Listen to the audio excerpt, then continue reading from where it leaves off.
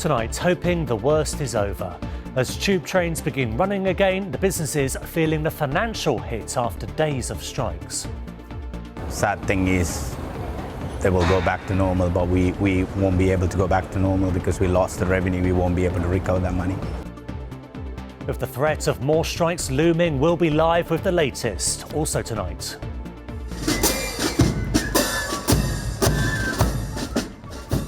All the pomp for President Trump, but protesters get ready for his controversial state visit. The installation at Nelson's Column offering a glimpse into the future, and... Which one do you think it is? I lost track of it. Oh, that one. Yeah. See it. Penn and Teller, the bad boys of magic, celebrating 50 years with a London first. We actually love playing London. You know, the London audiences pick up on a little bit more. They seem a little more attentive. Good evening. A week of challenging commutes and backed up traffic has come to an end as tube workers return from strikes. But for London's businesses that rely on footfall, the financial sting will linger. Members of the RMT union walked out over paying conditions on Monday, and with no success at the City Hall negotiating table, the pickets held strong for 4 days. In a moment, we'll be hearing from Antoine Allen on what happens now the strikes are over without resolution. But first, here he is on the fallout from this week's disruption. For days, locked gates at London Station signalled a tube driver strike. Commuters returned to the Underground today after 5 days of catching buses, riding bikes or simply staying home. The Overground saw a rise in passengers, whilst commuters struggle to travel across London. This place gets crowded, like in the evenings, trying to get home, gridlocked. It's raining yesterday as well, doesn't help. And even yesterday, I came to go home from the station. It was impossible. I had to walk to another one. Yeah, I didn't even go to work Monday or Tuesday because I just thought I'd have a few days off, but obviously had to go in the end. I've seen loads of people being hit by cars because they had to actually take cycle to work. So yeah, it's been really, really bad. Tube drivers are striking over wages and hours.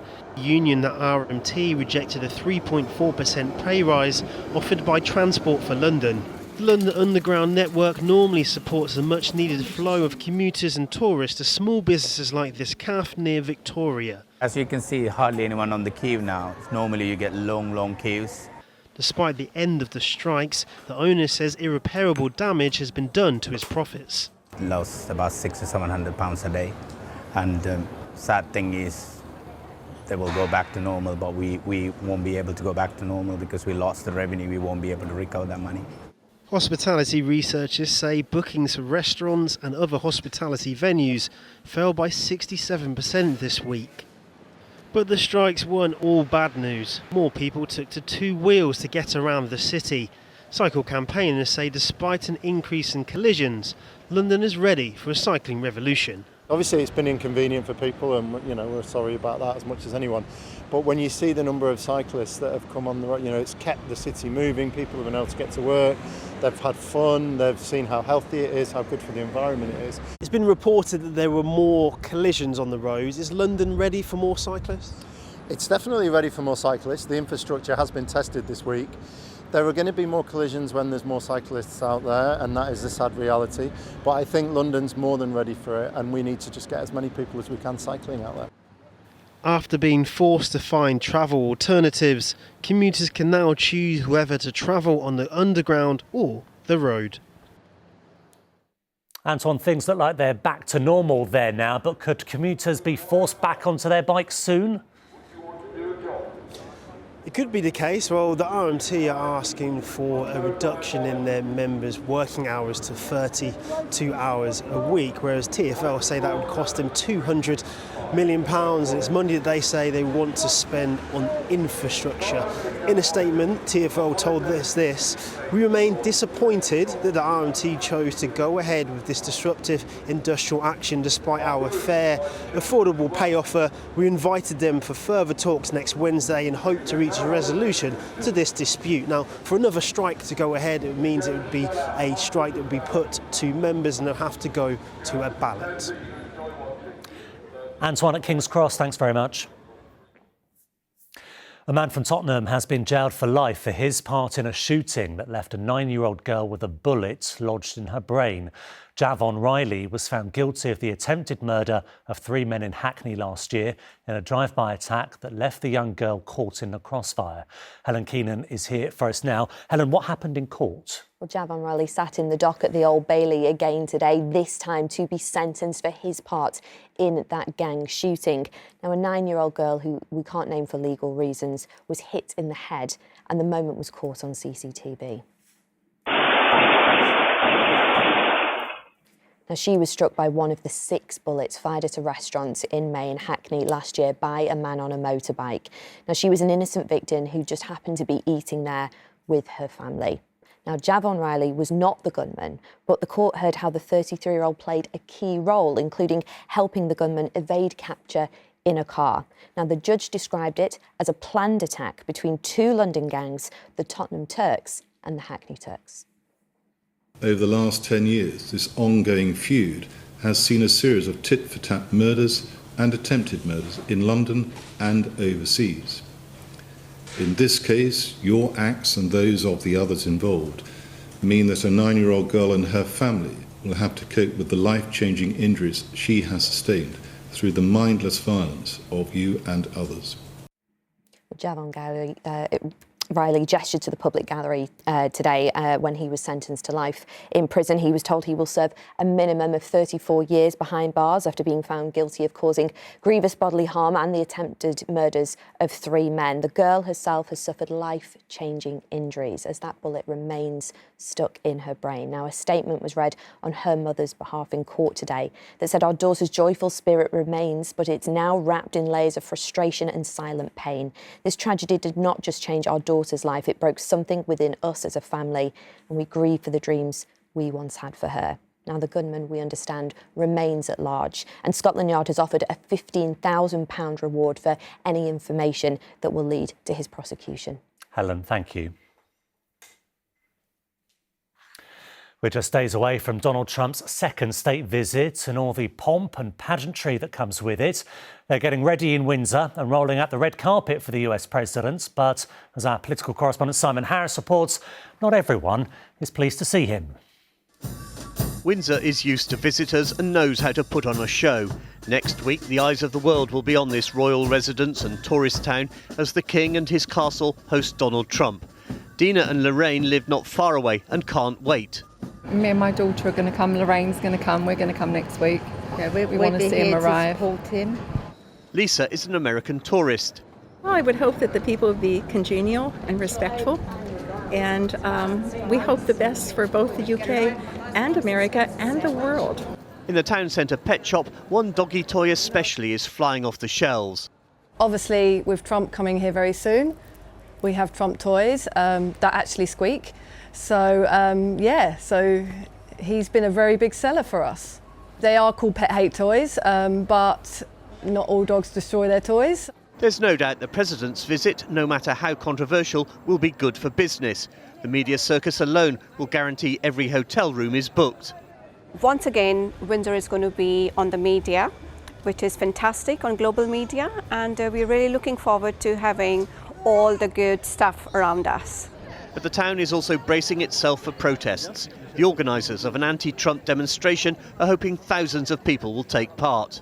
Our target here is not Donald Trump himself. He is who he is.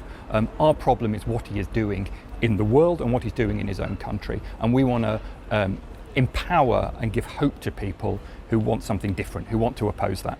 That worries even some political opponents of the Trump regime.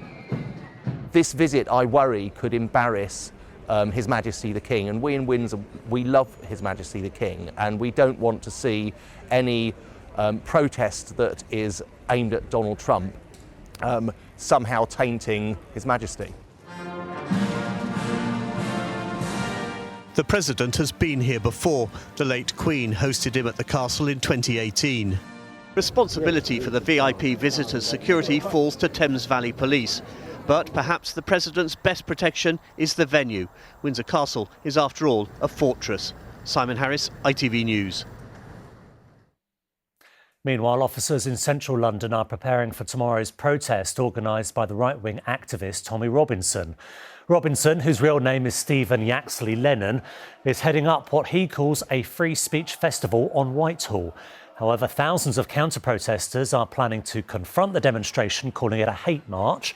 The Police Federation boss says that the sheer scale and number of protests in recent years has spread the force thin, with officers forced to cancel rest days and be redeployed from other areas. Any day that's cancelled when they should be at home with their family and loved ones means that they're missing out. They're missing out on the time with their family, with their loved ones, with their friends. And it's not just those officers that are being called into London, because there will be some on duty that should be on duty that are pulled in, and then we have to find officers to backfill their roles so we have some resilience across London. Next tonight, death can be a difficult subject to talk about, but a group of terminally ill people are using social media to get the conversation going. Each is getting end-of-life care for a terminal illness and wants to tell as many people what they're going through. Abby Feltham from Richmond never thought she'd make it past her 25th birthday. She has a brain tumour and told Callum Fairhurst she just wants to speak about an issue which is frequently overlooked. Hi, I'm Abby and I live with incurable brain cancer. Abby has been documenting her cancer journey since she was diagnosed last year. And I've been given 15 years to live. Speaking to hundreds of thousands of followers online, Abby wants to reduce the stigma around end-of-life care. Proof that I've lived fully, fiercely and without apology. I'm hoping that people watch my videos about brain cancer and normalise it a little bit, you know? Bit of a bummer, really, talking about death. How can I lower the mood? Let's talk about death. I want to open up conversations. I want people to not have to deal with that alone. Do you think society deals with terminal illness, death, cancer well? No, not to be blunt, not really. I have only started thinking about it recently, you know. I was 36 when I was diagnosed with brain cancer, and that was pretty much the first time that I'd started thinking about my own mortality. It's not a pleasant thing to talk about, but unfortunately it's one of the realities of life, you know. There is no life without death. Like, we're all going to die, so let's talk about it, you know. Not only does it bring us closer together, it makes it a lot less scary. Abby recently starred in a documentary made by the charity Marie Curie. It focuses on so-called influencers who all take to social media to educate young people on terminal illnesses. And then I started having trouble with my vision. I hope this documentary helps young people who are living with terminal illnesses. I feel really honoured to be in the documentary. There's a couple of other really amazing influencers. It gives them, well, hope, actually. And hope is exactly what she's giving to so many of her followers. Callum Fairhurst, ITV News. Still to come on the programme. Carolyn gets up close to the magic as Penn and Teller prepare for a run at the Palladium. And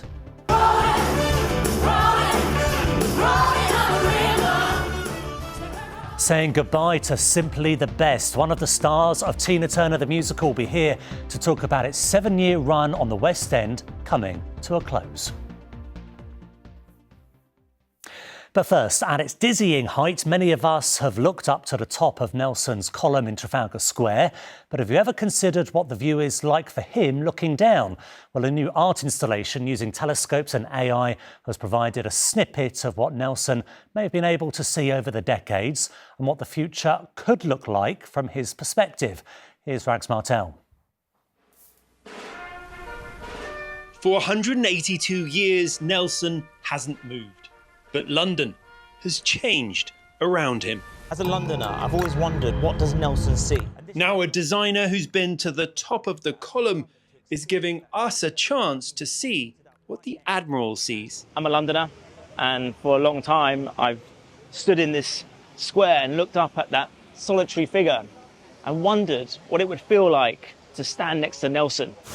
The result is this temporary installation where you can take a look for yourself. It was extraordinary, one of the most profound things I've done in such a long time, to see this unseen view of London. And so this sculpture allows people to look through and see what I saw there. And hopefully it will transmit that excitement that I had down to the ground. Along with this site, there's a view of the past as imagined by AI. So as I was up there, I just began to think about what Nelson, if he physically was up there, would have seen over the 150 years, what that view would have captured. And along with a snapshot of the past, there's also a peep into what Nelson might be looking at in the future. And we've shown a vision of how we think London could be in the next 20 to 50 years. What Nelson sees marks the launch of the upcoming London Design Festival. Design is something that we really celebrate. It's part of our DNA in London. It's everywhere, and the London Design Festival really celebrates that. And it's really perfect that we're here in Trafalgar Square to see this incredible sculpture where you can kind of look around and see different perspectives. And design is all about that too, and it's free and it's for everyone. You might think Nelson gets lonely up there, but he's been kept busy over the years. Up close, this is what the statue looks like when a platform was erected for renovation work in 2006. And in the 1980s, specialist steeplejacks used to climb up without any harnesses to clean the extensive amount of pigeon droppings that used to fall on the old Admiral. What Nelson is actually looking at with his one good eye is a view down Whitehall at the Admiralty, and beyond that he's said to be gazing at the Cape of Trafalgar, scene of his famous battle. What Nelson sees is on display until the 18th of September. Rags Martel, ITV News, Trafalgar Square. What a great perspective from it. Now, after 7 sellout years in the West End, Tina Turner the musical closes tomorrow. It's broken box office records at the Aldwych Theatre, where some familiar faces have stepped into the late star's very high heels.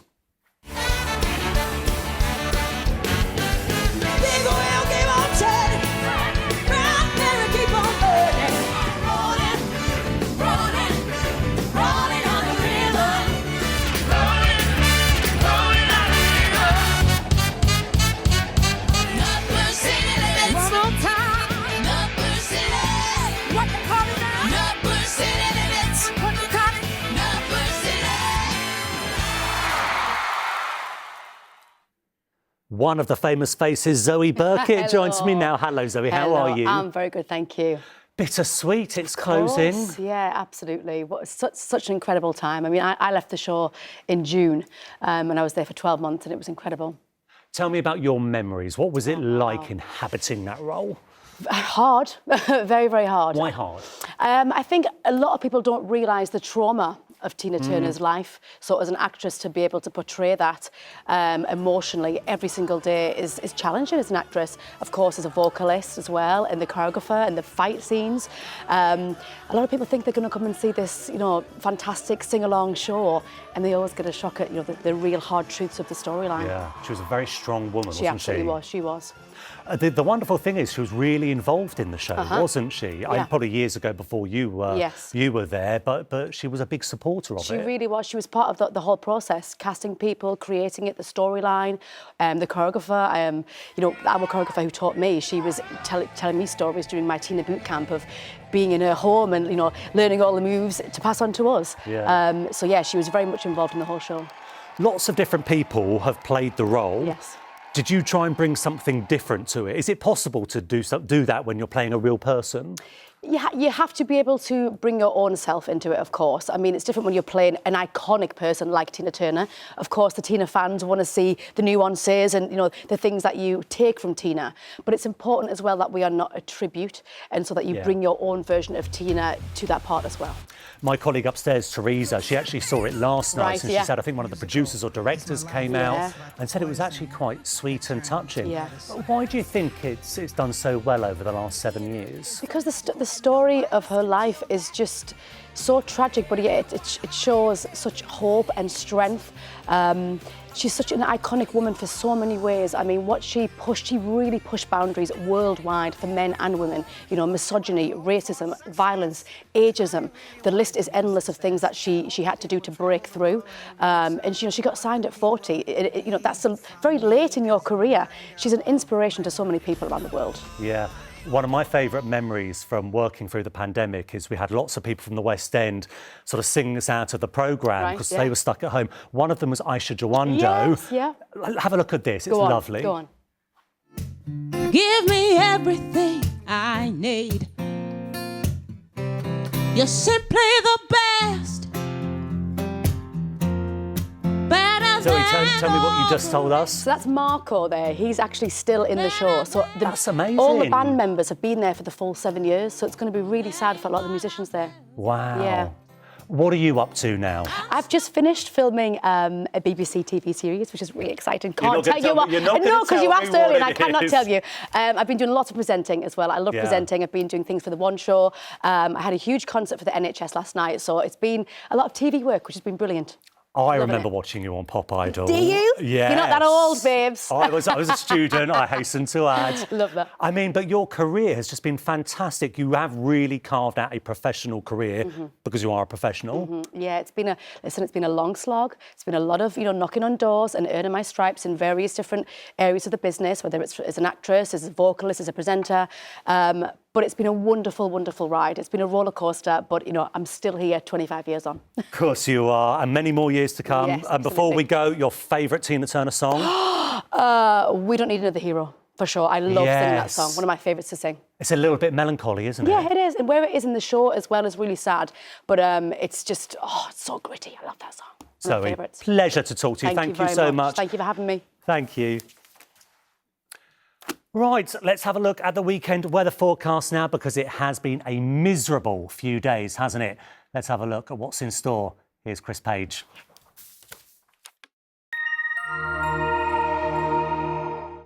Today sees sunshine, sand and a spell of bamboo rafting. TUI sponsors ITV London weekend weather. Hello there. Very good evening to you. Well, today it has been fine to start. A bit of a nip in the air, though, saying that, but then scattered showers have developed through much of this afternoon. And well, for the weekend, there are still some showers in the forecast. Heavy rain, actually, for a time on Sunday. And then once that clears through, turning much windier, and there's a yellow weather warning in force for strong winds through the second half of the weekend. These are the bands of showery rain as we work through the next 24 hours, pushing their way in from the Atlantic. There'll be some organisation to the showers, but still some gaps between them. But you can see this area of low pressure just behind me here, which is waiting in the wings for Sunday, and that will bring the rain and strong winds. But for this evening and overnight, it's still with some showers at the moment. There's a few clearer skies floating around as well, as you can see here. One or two of the showers could be on the heavy side, but I think for many tonight, underneath clearing skies, temperatures dipping into low double figures. It means that we start Saturday, a few bright and sunny skies, but then further showers pushing their way in from the south and west. And into the afternoon, some of these showers could turn thundery, heavy, and also with the odd bit of hail thrown in for good measure. Top temperatures tomorrow, 18 or 19 Celsius, so just a step down where they have been through today. But as we leave Saturday and go into Sunday, well, the showers start to dwindle for a time. But as we work into the early hours of Sunday, we start to see the cloud gathering from the west and heavy rain arriving by lunchtime, pushing its way in from west to east. And then a real squeeze on these isobars. So once the rain clears through, the winds will strengthen. And that's when that yellow weather warning for strong winds comes into force from Sunday night and into Monday. So yes, a real autumnal feeling weekend for many. Heavy thundery showers Saturday, wetter for all on Sunday. Take care. TUI sponsors ITV London weekend weather. Finally, the masters of misdirection who are celebrating half a century of wowing audiences across the world. Legendary magic duo Penn and Teller are marking an impressive 50-year career with an 11-date run at the London Palladium. Remarkably, despite being big enough to make standout appearances on The Simpsons, Friends and The West Wing, it is their West End debut. They've been speaking to Carolyn Sim about bringing a bag of new tricks across the pond. We're going to do a magic trick once and see if you can figure out exactly how we do it. Hit it! For decades, Penn and Teller have combined magic with comedy and amazed audiences with unfathomable tricks. They've had cameos in all kinds of shows. Do you currently own a set of encyclopedias? No. And even appeared in The Simpsons. And now the legendary duo are performing their first full magic show in the West End to celebrate 50 years in the business. That's a real treat for audiences then. It's also a real treat for us. I mean, the London Palladium is pretty pretty fancy pants. It's nice, isn't it? Yeah, it's nice. What do you like most about performing in London? Well, I don't know. We've always played the Hammersmith Apollo, which is not where we are now. No. But I love that. I love that theater. The acoustics are so nice. We actually love playing London. You know, we don't change our material because the stuff we do is not really political or cultural. But it does feel, at least last time we were here, that the London audiences pick up on a little bit more. They seem a little more attentive. Often criticised for revealing the closely guarded secrets of the trade, they're banned from the magic circle. I don't even know of any magicians that are against us now for doing that. You know, when we give away tricks, we're giving away methods that we made up and not methods predominantly that other magicians use. So it's kind of a discussion of how you might do tricks as opposed to how you actually do tricks. And the theme of their show, Fool Us, was to work out how magicians did their tricks. But Penn's own son, Moxie, convinced them he was in another country. I talked to Mox just, you know, within 24 hours in, so I thought, France. And then they announced Moxie, and out he came and did a trick that actually sincerely fooled us. It was one of the most amazing moments, not just of the show, but of my life. We couldn't meet without the pair showing me a trick. And all you've got to do is keep your eyes on the one that's full, okay? Teller, who never speaks when he's performing, took me through the classic, clearly a master in sleight of hand. And where do you think it is now? This one. That one right there? Well, you're wrong. It's this one over here. But the audience won't be seeing classics like this in the new show. Well, I think what they'd expect, since it's our 50th anniversary, is that we would do kind of a greatest hits of all that we've done, but that's not what they're going to get. Really? No, we're doing all new stuff. I believe there's only 2 bits that we've ever done over here. So it's all new stuff, which is very unusual for people in their 50th year, but it's what we do. The unstoppable pair will perform at the Palladium for 11 magical days. Carolyn Sim, ITV News. OK, that is it for now. The evening news is next with Charlene. But from all of us here, have a lovely weekend. Thank you for watching. Bye-bye.